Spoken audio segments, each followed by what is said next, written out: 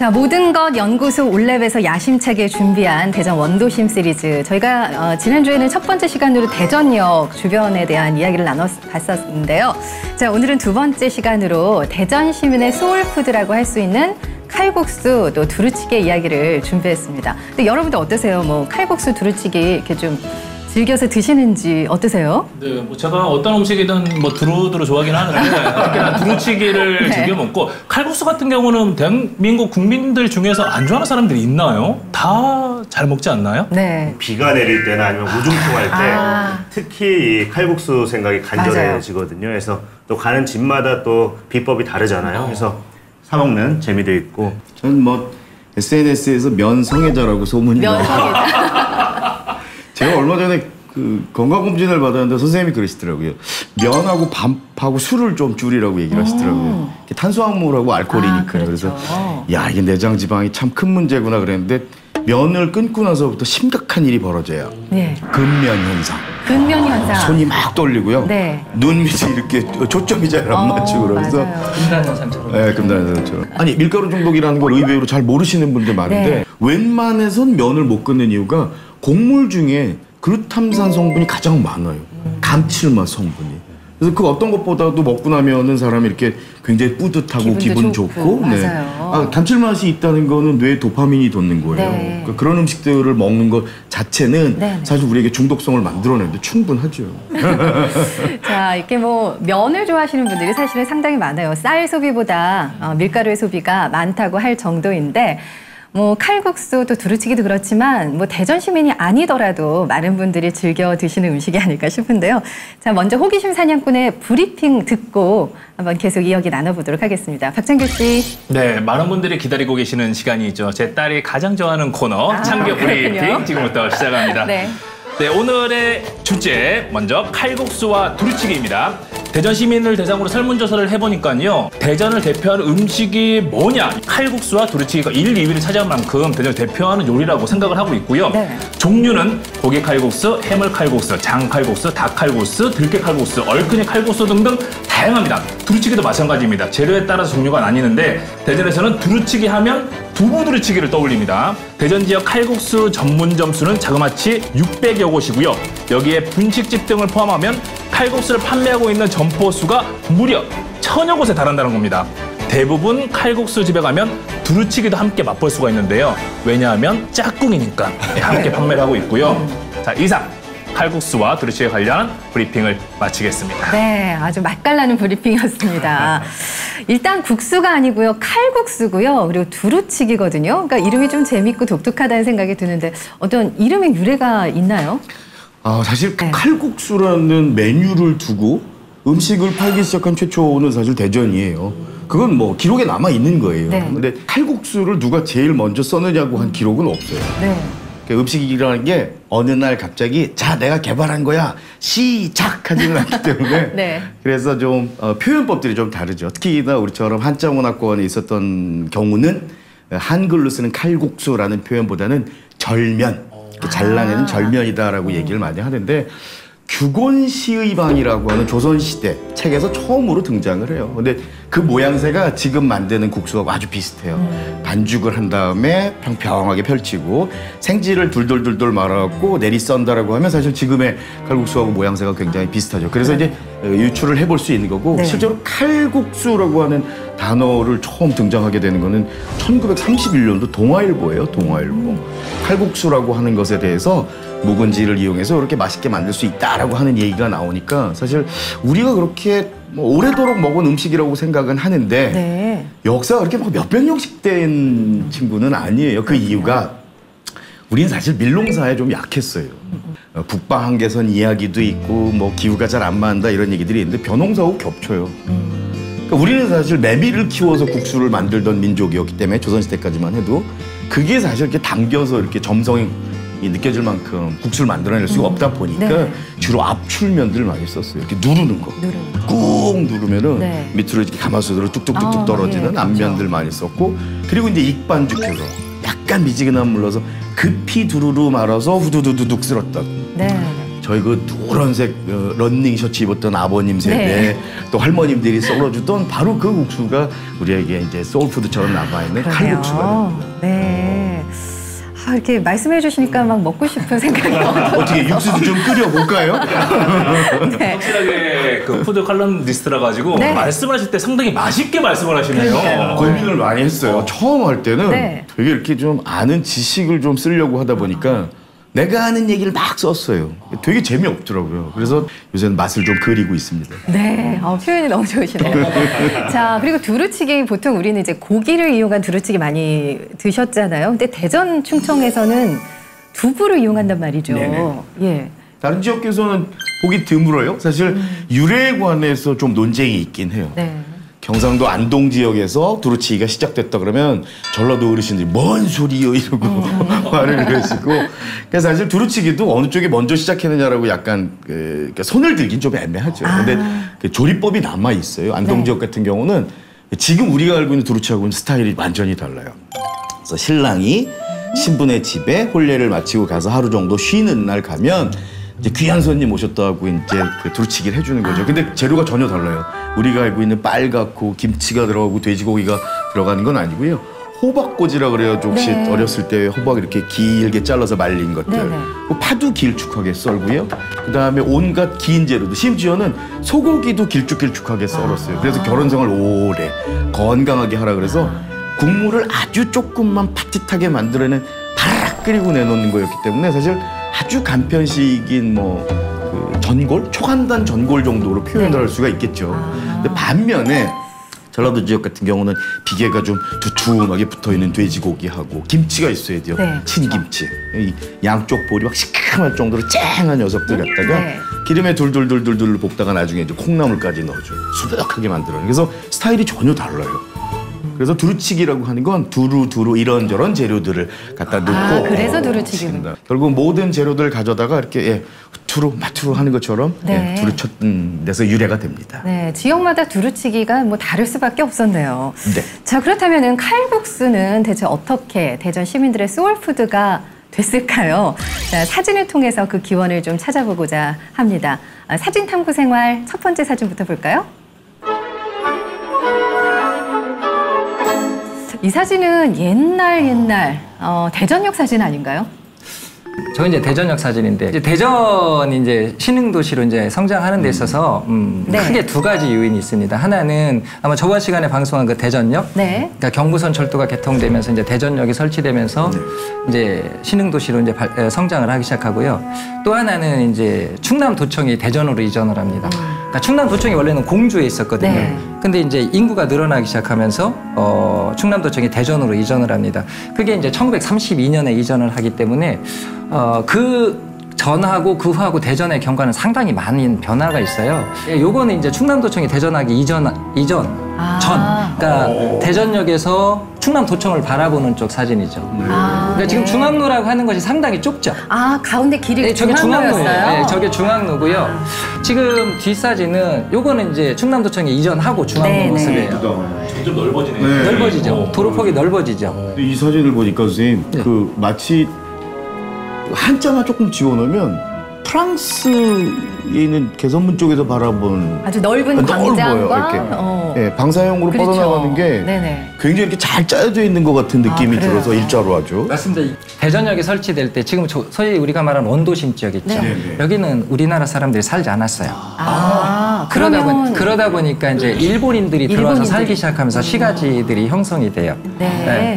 그러면서 이제 주로 일본인들이 많이 거주하는 지역들이 대전역에서 대전천 사이. 대전천 사이. 이제 여기가 꽉 차니까 충남도청이 대전으로 이전하면서 이제 지금 대전천을 건너서 목천교를 네네. 건너서 은행동, 선화동 이쪽으로. 그래서 이렇게 대전은요.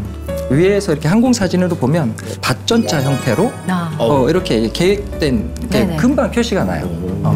일본인들이 많이 있어서 아마 그러니까 우동을 드시는 분들이 많아서 그랬는지 모르겠지만 일본인들이 먹는 그 우동이 우리나라식으로 이렇게 변한 게 칼국수다 이런 설도 있거든요. 그건 아닌가요?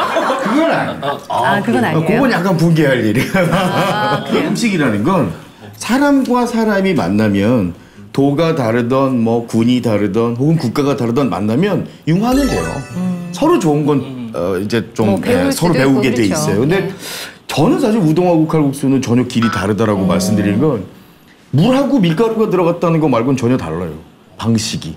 그러니까 아까 말씀드린 것처럼 칼국수는 익반죽이에요. 급하게 미지근한 물로 해서 후루룩 마는 반면에 우동은 소금물로 반죽을 해요. 소금물로 반죽을 하는 이유는 탄성을 높이기 위한 거예요. 네. 그래서 쫀득쫀득한 거고 혹시나 그런 분들이 있으실지 몰라요. 아니 그러면 칼국수면도 좀 쫀득쫀득하게 하고 숙성하는 집들은 비슷할 수 있지 않냐. 그것도 내리썰기 하면 사각이지 않니. 그럼 사실 그 부분은 또 인정할 수밖에 없어요. 단 육수가 또 달라요. 보통 우동 같은 경우는 뜨거운 물에다 삶아낸 다음에 그 녀석을 건져내고 다른 장국을 집어넣어서 말아먹는 형식이죠. 근데 칼국수, 우리의 칼국수는 사실 안동 지역을 제외해놓고서는 안동 지역의 건진국수를 제외해놓고 대전의 칼국수는 재물국수라고 그래요.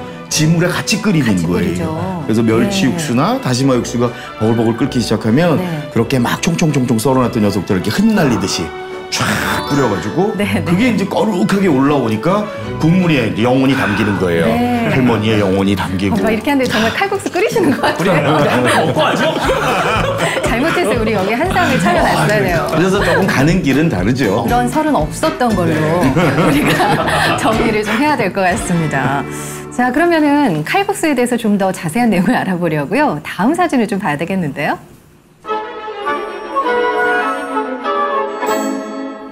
머리에 뭔가를 이렇게 이고 오시는데 저거는 한국전쟁 이후에 밀가루를 배급받는 그런 사진 같습니다. 그 우리 민족의 좀 아픈 상처죠. 한국전쟁 6.25 전쟁 이후에 상당히 경제가 어렵죠. 그래서 50년대는요, 그 미국의 경제 원조를 받아요. 근데 사실 이 당시에 미국은 잉여 농산물이 상당히 많았어요. 그 잉여 농산물을 전쟁 이후에 저희들한테 무상으로 보급을 하죠. 그런데 이때 가장 많이 들어왔던 농산물이 면방지, 설탕, 그다음에 밀가루. 근데 문제는 미국이 이거를 완제품으로 무상 원조를 하는 것이 아니라 원재료를 줘요. 원재료. 그래요? 그러니까 면방직 제품을 주는 게 아니라 면화를 주고요. 설탕을 주는 게 아니라 원단을 줘요. 그 밀가루를 주는 게 밀가루를 주는 게 아니라 밀을 줘요. 그게 이제 저희가 이제 원조를 받아도 이게 실제로 사용할 수가 없죠. 그래서 요거를 일차 가공을 하기 시작을 해요. 지금 제가 말씀드린 면화, 그다음에 설탕, 그다음 밀가루, 이게 다 흰색이죠. 흰색이죠. 그래서 요거를 삼백산업이라고 생각하시는구나. 삼백산업이라 그래요. 그래서 50년대는 이 삼백산업이 상당히 많이 발전을 해요. 특히 이제 원조 경제로 들어왔던 것이 대표적인 게 밀이었어요. 그래서 밀가루가 이때 상당히 많이 보급되기 시작을 하고요. 그러면서 이제 재분업 이런 것들이 발전돼요. 정말 이 시기에 밀가루도 많이 들어오고 뭐 시장에 확 풀렸을 것 같은데 밀가루 소비도 그만큼 많이 늘었겠죠. 실제로 그 전까지는 이제 밀에 대한 뭐랄까 친숙도가 높지가 않았던 시절이었는데 이제 한국 전쟁을 거치면서 밀가루라는 것이 새로운 식재료로 각광을 받기 시작합니다. 그래서 뭐 이렇게 칼국수 외에도 다양한 이제 음식에 밀가루가 쓰이기도 하고요. 그럼 밀로 뭔가를 해야 되다 보니까 빵 산업도 그때부터 커요. 그래서 아까 말씀드렸던 삼백산업을 이용해서 큰 기업들 중에 빵 회사도 있어요. 전국이 하얗게 변해가기 시작을 합니다. 또 정부의 이 장려책도 상당히 강력하게 추진이 됐습니다. 왜냐하면 쌀을 이 재배하고 또 보관하기에는 많은 비용이 들고 생산량이 많지 않다 보니까 이 쌀보다는 밀가루를 많이 소비할 수 있게끔 혼분식 이제 장려책을 많이 시행을 했죠. 사실은 이 한국전쟁 거치면서 밀가루는 생산량뿐만이 아니라 뭐 소비량만이 아니라 사실은 한국 식문화의 하나의 큰 기폭제가 되기도 했던 의도한 건 아니었지만 그런 영향을 미치는 바로 이 밀가루입니다. 그래서 왜 보면은 대전역 주변에 정말 유명한 칼국수 집들이 많이 몰려 있잖아요. 왜 그랬는지 정말 이해가 되는데 박찬규 씨도 혹시 알고 있었어요? 제가 알았을 리가 있나요?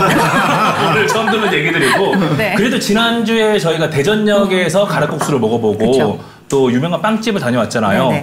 이번 주에 또 칼국수를 보면서 이 대전과 밀가루가 연관이 있겠구나 이 정도는 생각을 하고 있었죠. 백문이 오늘은 불여 일식입니다. 마이크라고 호기심 사냥꾼 박찬규 씨가요. 직접 맛있는 그 소울푸드 칼국수와 두루치기 먹고 왔다고 하거든요. 굉장히 좋았겠어요. 네, 저도 좋았지만 함께 간 제 동생 마이클이 그동안 촬영 중에서 제일 즐거웠다고. 아니 왜 이제 이런 촬영을 하냐며 행복해했습니다. 궁금한 것이 많은 한국아재. 호기심 많은 미국아재. 우리는 궁금아재. 여기가 네. 예전부터 문화의 거리, 아하. 그리고 패션의 거리, 그리고 나의 추억이 깃든 장소이기도 여기가. 어렸을 때. 그럼 학창 시절에 계속 나왔었던 그런 곳. 그럼 우리 마이클과 함께 학창 시절의 추억의 거리를 한번 걸어볼까? 갑시다. 갑시다. 오케이. 마이클 스카이로드. 스카이로드.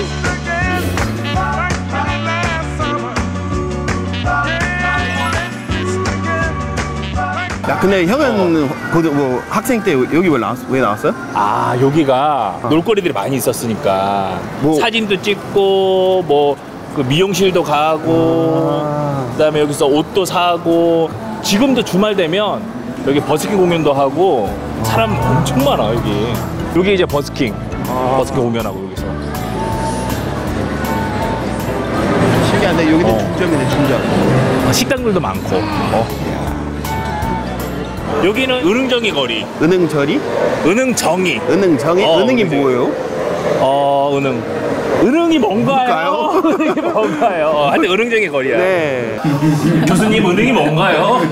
그 은행 나무가 있어서 은흥정이 뭐 이랬다가 일제 강점기 때는 이름을 바꾸죠. 네. 그래서 뭐 춘일정, 이정록 했다가 다시 이제 광복이 되면서 원래 이제 은행 나무가 있었던 거리다 그래서 은행통 이렇게 돌아왔다라고 해요. 그렇군요.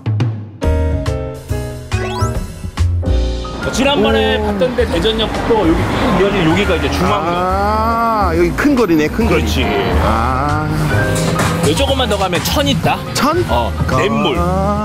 냇물. 이것도 여기도 밤에 보면 되게 예쁘거든. 진짜 멋있겠어요. 밤에 보면 불들이 저 밑에 다 있잖아. 목적교죠? 네, 네, 목적교요. 네. 여기 걸어서는 진짜 나도 오랜만이다. 오! 와! 자연이다, 자연. 이렇게 보니까 또.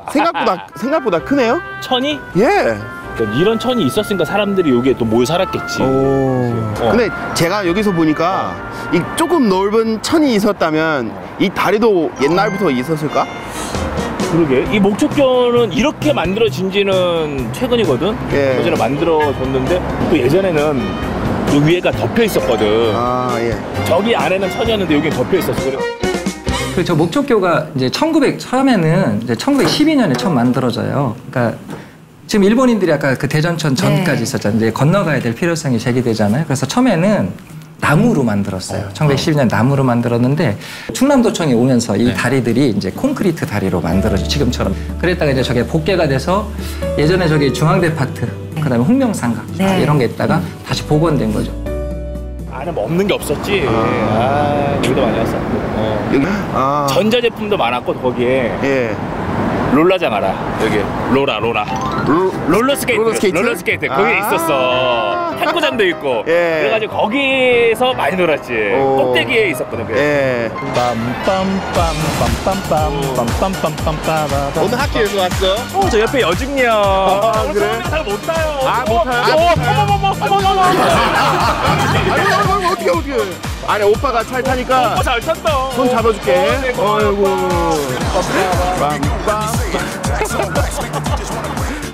추억의 냄새. 그때 허물어질 때 내 추억이 함께 무너지는 느낌. 아이고. 맞아요. 마음 아팠어요. 그때 정말. 그때 기억나시죠? 그때 막 네. 무너질 때 진짜 추억이 함께 짠하지. 무너지는 듯한 그냥 느낌. 마음 한 구석이. 다른 방법으로 보존할 수는 없었을까 이런 생각이 들더라고요. 물론 아까 말씀하신 것처럼 저희들 추억이 되게 홍명상가, 뭐 중앙대파트, 은행동 이런 게 좀 무너지는 것은 아쉽지만 네. 목적교는 복원하는 게 제가 대전천 생태뿐만 아니라 더 현명했다라고 생각을 하고요. 그런 면에서 조금 이제 뭐랄까요, 우리가 참고할 수 있는 예가 서울시거든요. 서울시 같은 경우는 몇 년 전부터 한 4, 5년 됐는데 시민들의 생활과 관련한 흔적들, 오래된 미장원, 이발소, 시장, 심지어 뭐 방앗간까지 이런 것들도 서울 미래유산이라는 이름으로 지정해서 보호를 하고 있거든요. 감자탕 집도 살리고요. 또 석쇠 불고기 집도 살려요. 이건 미래 문화유산이다라고 하는 거죠. 우리가 지켜야 될 가치가 있다. 뭐 그렇게 감자탕 집이 대단하겠습니까? 근데도 그걸 기록하고 보존하려고 애를 쓰다 보면 사실 그 주변 상권이 커지게 되어 있어요. 한 집, 두 집이 또 따라 들어온 거고 사람이 모여야 거래가 이루어지고 사실 또 시장이 만들어지는 건데 개발이라는 미명하에 자꾸 사람이 모이는 걸 단절시키는 게 아닌가. 네. 건물 안으로만 자꾸 집어넣고 장이 없어지는 것 같아요. 자꾸 어울릴 만한 그런 것들이 조금 아쉽긴 해요.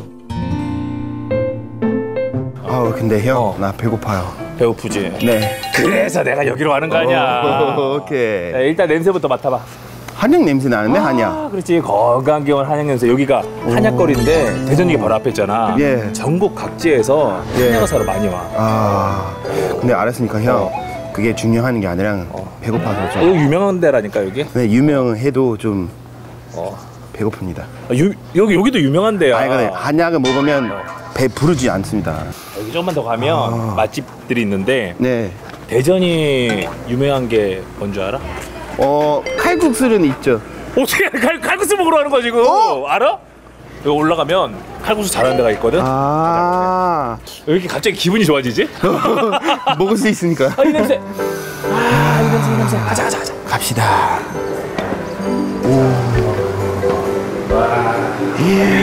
전통이 느껴지지? 예. 앉아. 진짜 옛날 느낌 난다. 오래된 역사와 전통이 있는 칼국수집. 자, 칼국수 2개 주세요. 네. 야. 근데 형, 저 그릇 봐봐. 벽에다가.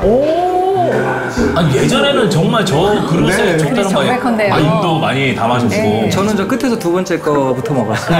우리 둘이는 60년대에서 태어났어야지. 예전에 그럼 진짜 저 그릇에 먹었던 건가? 그래요?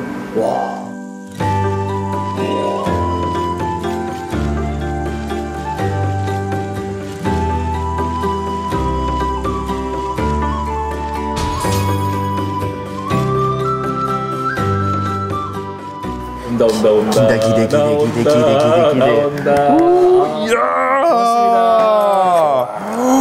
이거 뭐야? 이게 그냥 칼국수가 아니라 들깨 칼국수.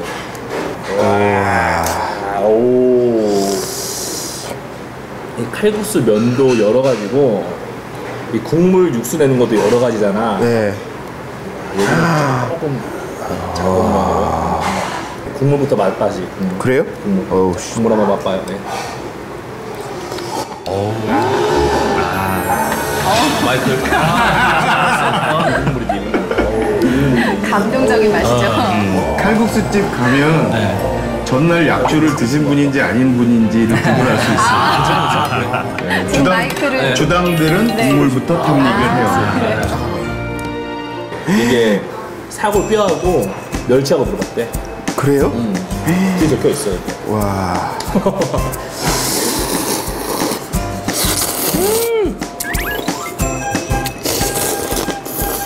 야, 면이 살아있네. 살았다. 와. 칼국수가 이런 맛이 나?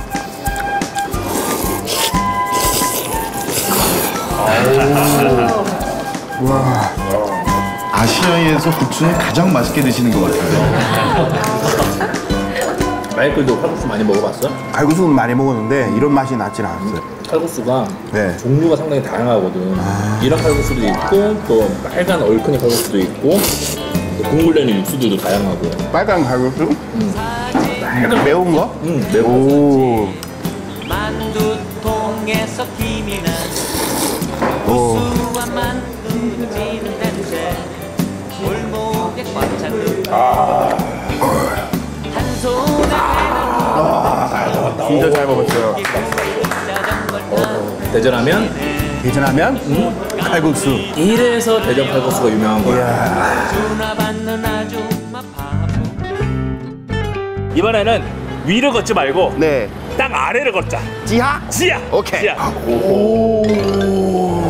반지. 대전의 지하 상가를 소개합니다.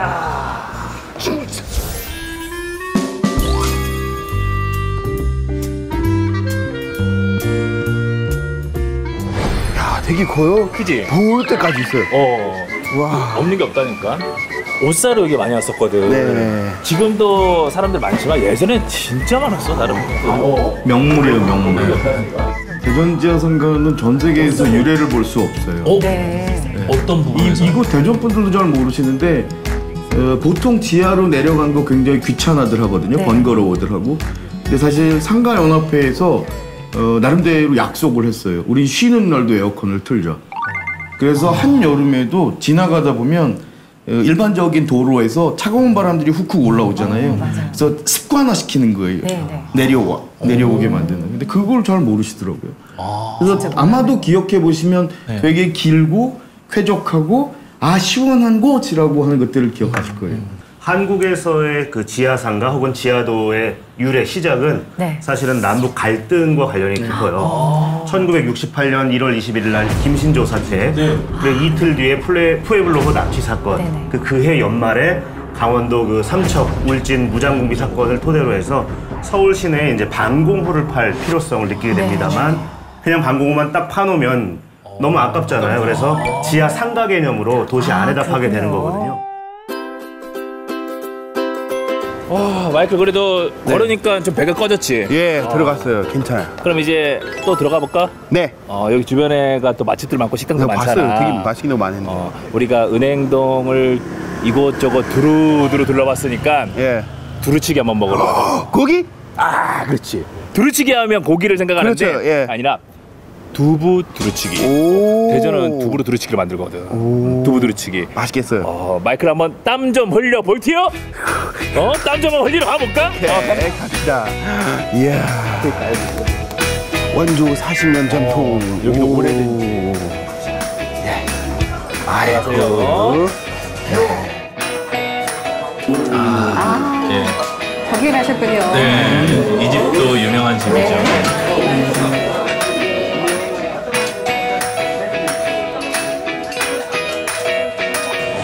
이게 옛날 그냥 가정집이었는데 안에 식당이 잘 되니까 여기까지 해가지고 그냥 터가지고 같이 하는 거예요 그냥. 집도 오래돼 보인다. 그 맛이라고 하는 건 어느 정도냐면 똑같은 주인이 똑같은 밀가루, 똑같은 육수의 재료를 가지고 끓여도 노포와 신생존포와는 전혀 다를 수밖에 없어요. 스본도도 맛을 만들고요. 부러진 환풍기 날개도 맛을 만들어줘요. 냉장고에 낀 성에도 맛을 만드는데 일조를 하고요. 봐봐, 메뉴 봐봐. 두부 두루치기하고 오징어 두루치기. 오케이. 일단 두부 두루치기 하나 먹고 오징어도 궁금하니까 오징어도 시켜보자. 오케이.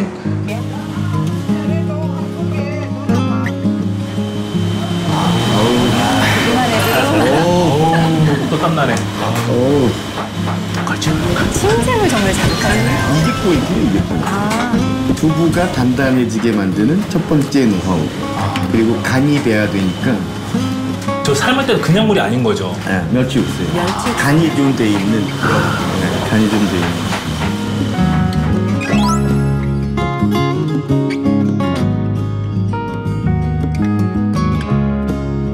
아마 저게 대전의 두루치기를 버티게 한 힘일 거예요. 두부가 막 으깨져 있고 뭉개져 있으면 사실 이게 두부 두루치기야 뭐 이랬을 텐데 간이 되어 있는 염수에서 한번 이렇게 코팅이 되었기 때문에 속까지 간이 배죠. 그럼 저희 두루치기 핵심이 두부예요? 육수예요? 아니요. 양념이요. 양념. 사실은 두부만 그냥 그렇게 줬더라면 저런 어떤 짜릿함들은 없었을 거예요. 근데 이 집은 왜 가냐면 사실 맛도 맛이지만 통각은 우리 몸 안에서 기쁨을 이렇게 좀 돋워주는 역할들, 신경 전달 물질들이 좀 나와요. 그래서 매운 거 먹고 나면 시원한 느낌이 드는 게 사실 그런 거죠. 스트레스 풀리고. 아니 형 두부요. 드디어 두루치기 그리고 오징어 두루치기 또 함께 넣어서 비벼 먹을 면이 나왔습니다. 참납니다. 마이클 첫 느낌 비주얼 어때? 빨개요.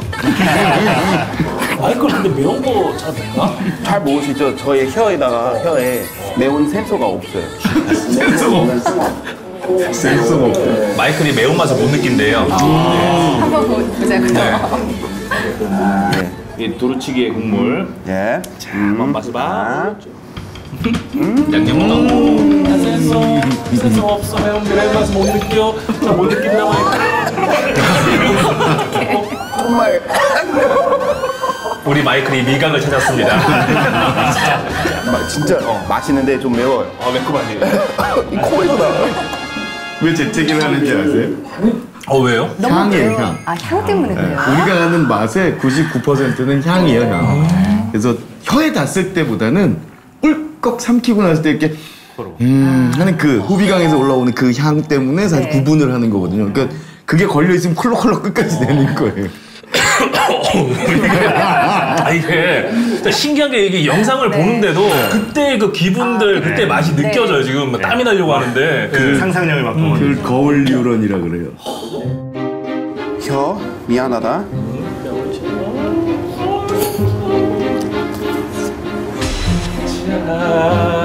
올라온다.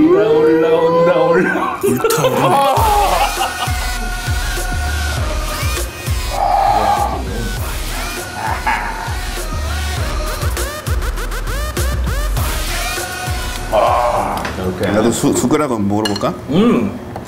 나는 두부두루치기를 당연히 우리 대한민국 다 있는 줄 알았거든? 네. 근데 다른 지역에서 친구들이 오니까 모르더라고. 그래요? 두부두루치기가. 대전에서 여기서만 이거 유명한 하는 건가요? 그러니까 대전에서 두부두루치기를 많이 먹더라고. 왜요? 왜냐하면 그런 거는 또 얘기해 주실 분이 계실 거야. 오케이. 얘기해 주실 거죠?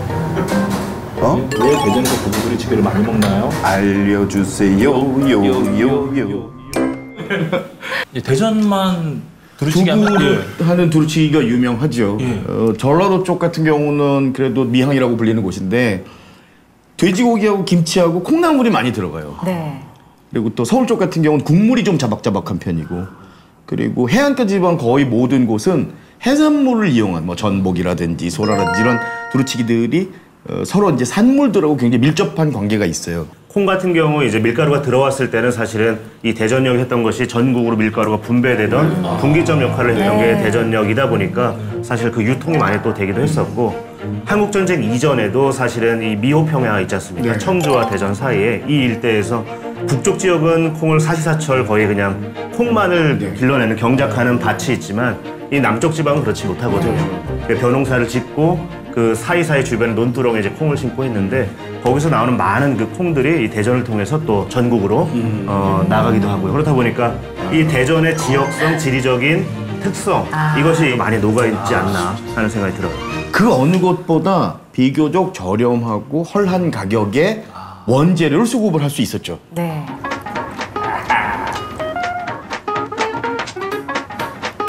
이야. 면사리. 투하. 짜잔. 이야.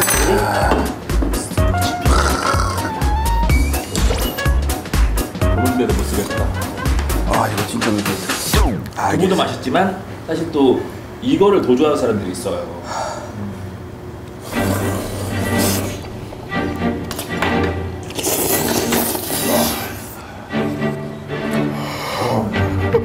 요거예요. 참 예. 특이한 거 아니에요? 요거. 네. 비벼 먹는 거. 먹는 법을 만든다는 건 네. 의식을 만드는 행위와 비슷해요. 그래서 예를 들어서 어느 지역을 가보면 칼국수에 콩나물 무침을 넣어서 먹기도 하고요. 네.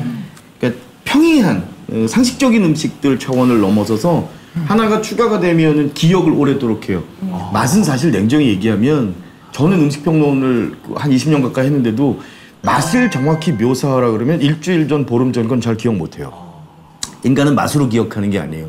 경험과 분위기로 기억을 해요. 네. 그래서 없었던 기억이 저렇게 경험이 하나 생기잖아요. 네. 두루치기에 국수를 넣어서 비벼 먹는다라고 하는 게 생기면 그거는 뇌의 인두질이 되는 거예요. 각인이 돼요. 배고프다. 이 맵지?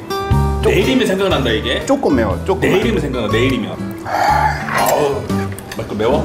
조금. 매워? 맛있다.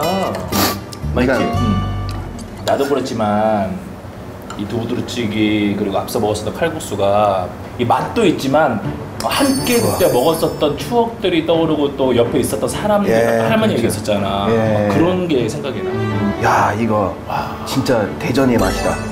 그런 느낌이 나온 것 같아요 여기서. 이게 바로 대전의 맛이구나. 예, 대전의 맛. 대전 맛? 짱. 대전 맛. 대전 맛. 대전의 맛을 아주 제대로 느끼고 오셨네요. 두부 두루치기 또 칼국수. 배고프다고 이제 이성 교수님 하셨는데. 정말 배고파요. 네. 칼국수를 갖고 정말 많은 얘기를 했습니다.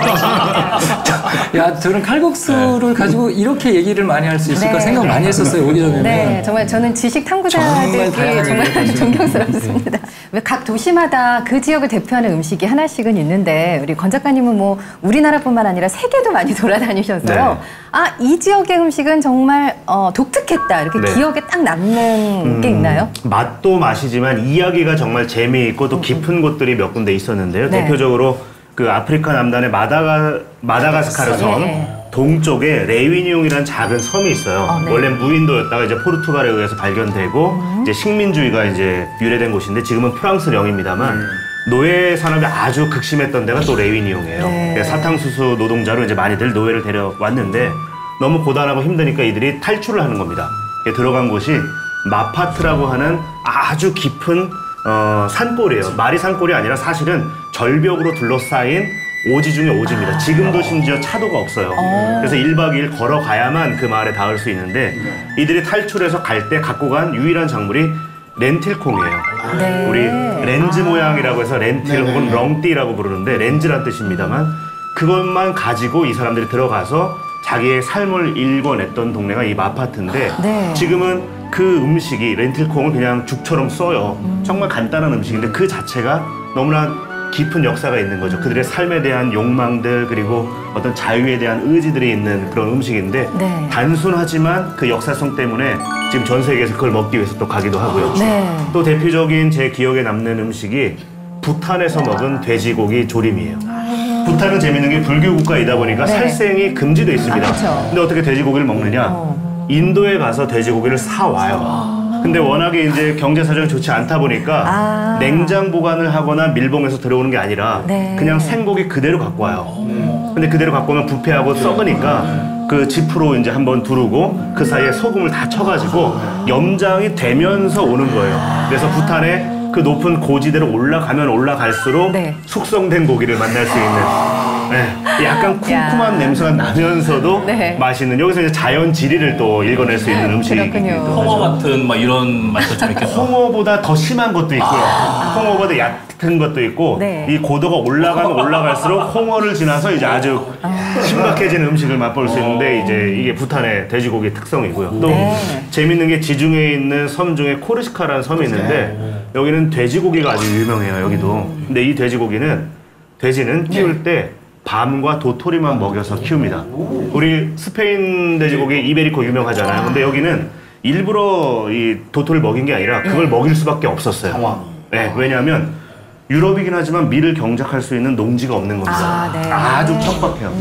그래서 오랜 기간 많은 사람들이 무트로 떠나죠. 멀고 살기 네, 위해서. 네. 어쩔 수 없이 남겨진 사람들은 단백질도 필요하고 이제 탄수화물도 필요하니까 그 중에 단백질과 탄수화물 어떻게 하느냐? 탄수화물은 밤나무에서 밤을 이제 채취해서 말려서 빻아서 그걸로 빵을 만들어 먹고요. 밀이 아니라 또 이 산에 돼지를 풀어놓으면 얘네들이 알아서 밤과 도토리를 주워 먹는 겁니다.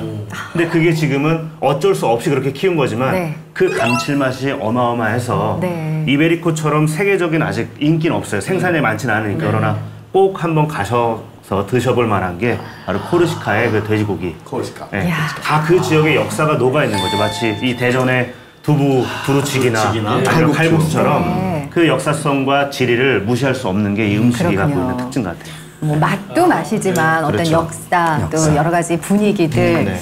자, 이런 알고 먹으면 것들을 더 맛있게 먹을 그렇죠. 수 있어요. 네. 근데요, 사실 이 대전의 뭐 칼국수, 또 두루치기가 대전의 대표 음식이다.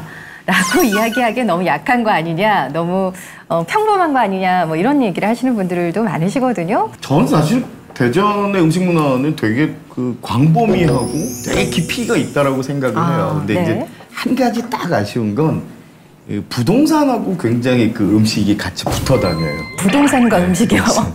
저 한 10년 전 취재 왔을 때만 해도 대전에서 뭐 취재하러 가면 제일 좋습니까? 그럼 대부분 구죽이었어요. 그때는. 문마을이 있으니까. 그림도 좋고 구지에 가서 목도 있고 또 닭찜이 굉장히 그렇죠. 맛있거든요. 근데 그게 어느 사이엔가 사실 여러 가지 이제 뭐 임대 문제도 좀 있고 개발 문제도 좀 있고 이러다 보니까 흐지부지 되는 거예요. 그런 게 조금 아쉽죠. 뭐 맞아요. 예를 들어서 대청의 민물 매운탕 같은 경우도 전국에서 사실 내놓으라 하는 아주 맛있는 매운탕들이었었는데 그것도 사실 뭐 개발에 의해서 네. 이렇게 또 사람들이 점점 없어지고 식재료 수급이 안 돼요.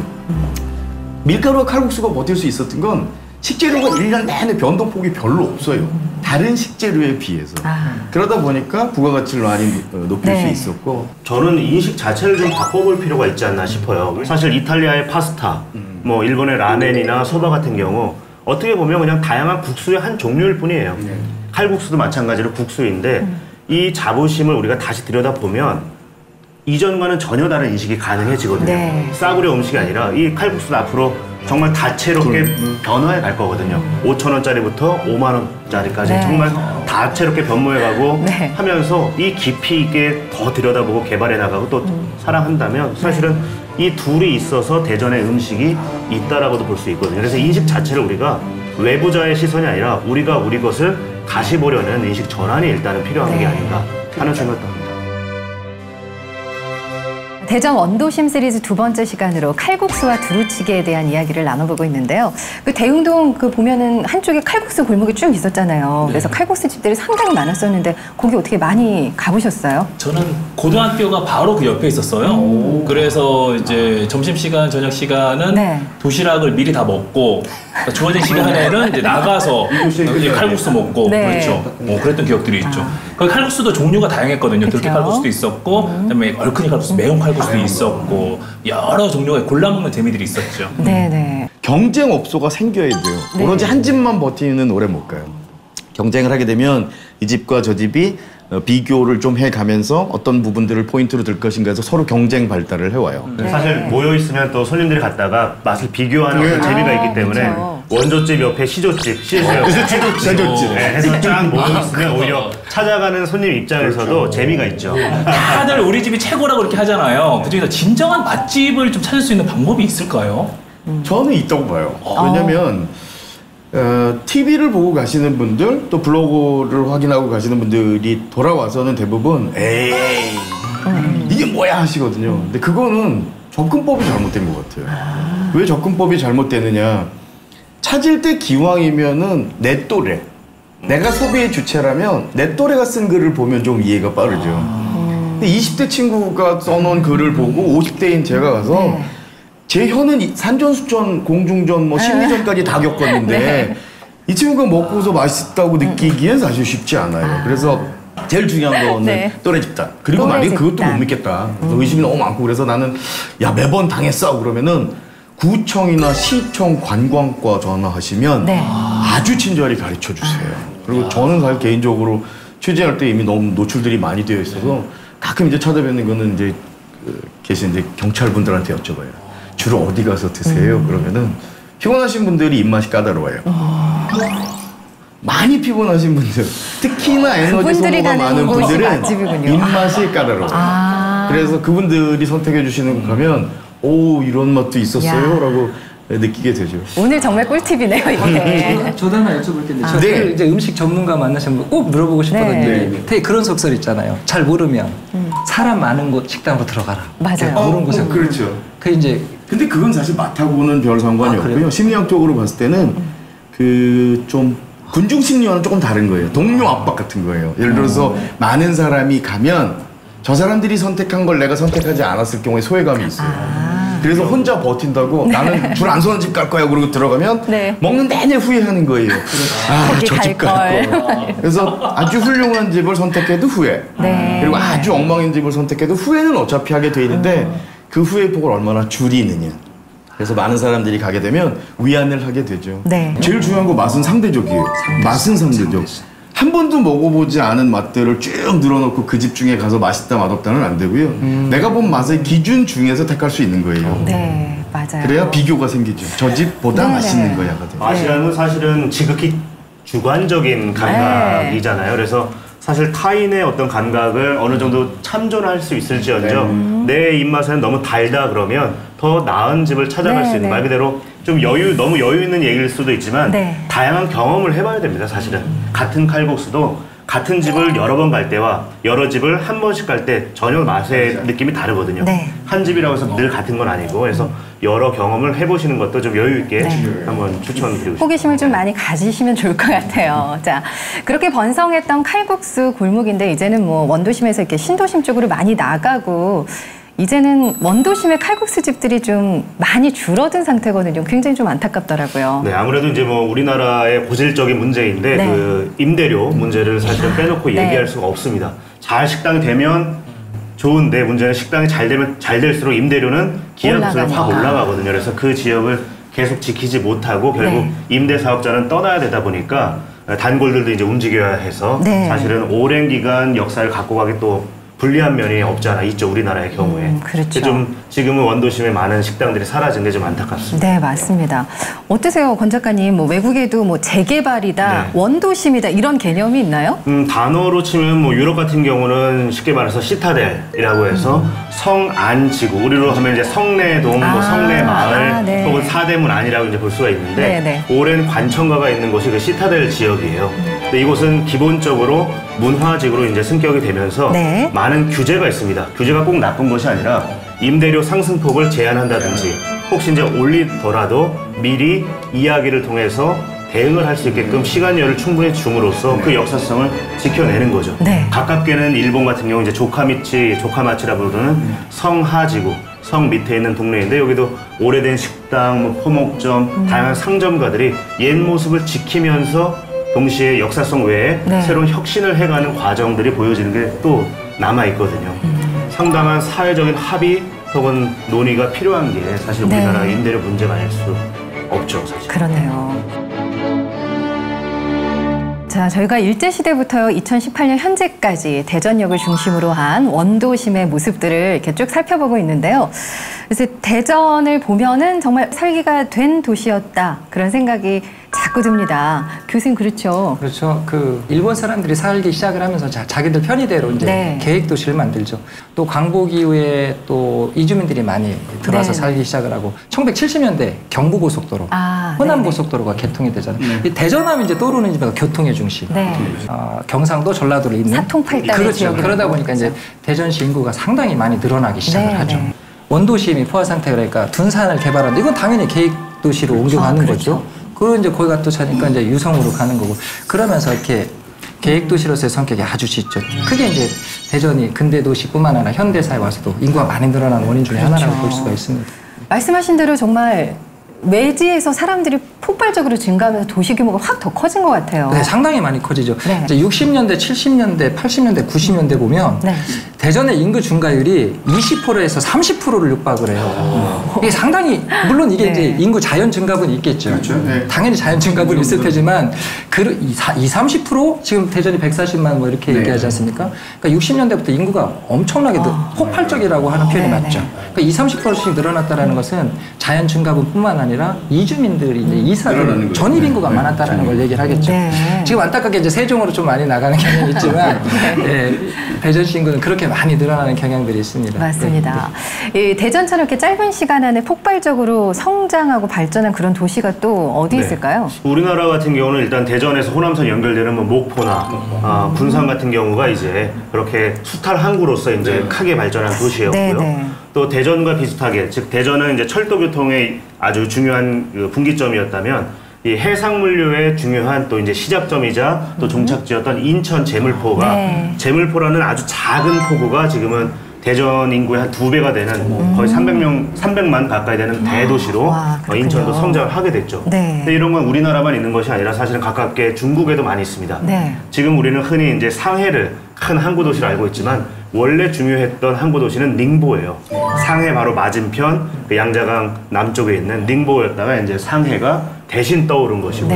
네. 한마디로 교통이 어떻게 길이 형성이 되느냐에 따라서 대전처럼 네. 또 인천처럼 도시의 규모 자체가 발전 양태 자체가 완전히 바뀌는 그런 사례들이 많이 있습니다. 그렇습니다. 자, 우리 칼국수와 대전 두루치기에 대해서 이야기를 나눠보고 있는데요. 어떻게 보면 이 대전이라는 도시가 뭐 이주민도 많고요.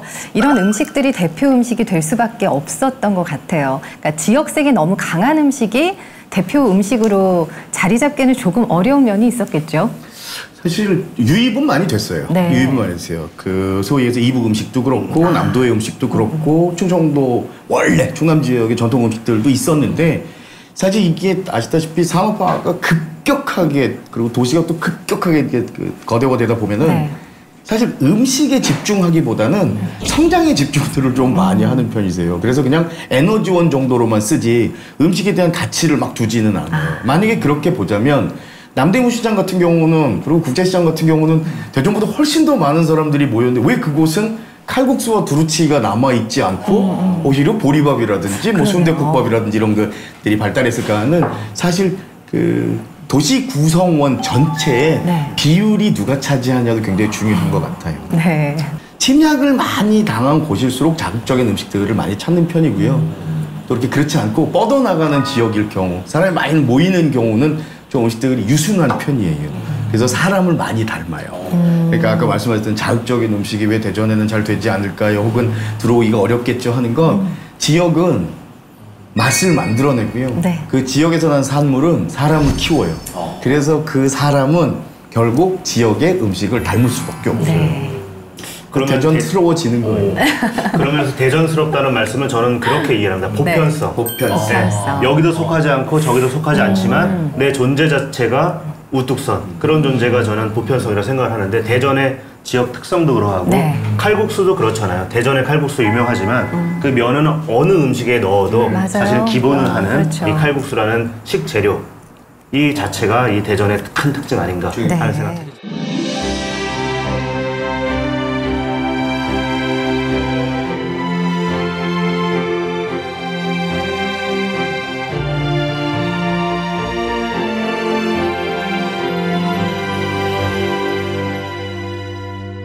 우리 대전 시민들의 소울푸드라고 칼국수와 두루치기를 꼽는데요. 근데 안타깝게도 신도시가 많이 성장하면서 신도심 쪽에서는 또 이 칼국수 집들이 그렇게 성공을 하진 않거든요. 아무래도 좀 기능이 다르죠. 도심의 기능이 달라요. 도심의 기능 때문에. 원도심이 성장 위주라면 신도심 같은 경우는 기능성 위주예요. 네. 그래서 상업부를 발전시킨다든지 하는 식으로 나뉘기 때문에 양분돼서 라이프 사이클이 달라요. 사는 사람들이 다르고. 네. 그래서 좋아하는 음식도 다르고요. 그래서 나뉘는 거예요.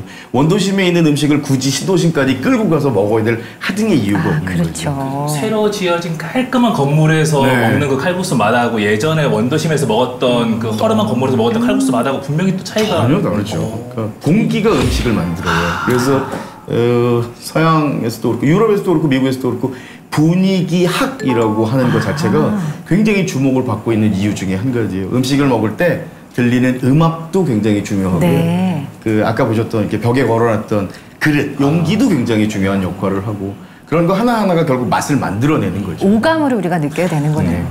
네, 대전에 칼국수와 두루치기가 있어서 너무 고맙다는 생각이 저는 이야기하면서 자꾸 드는데요.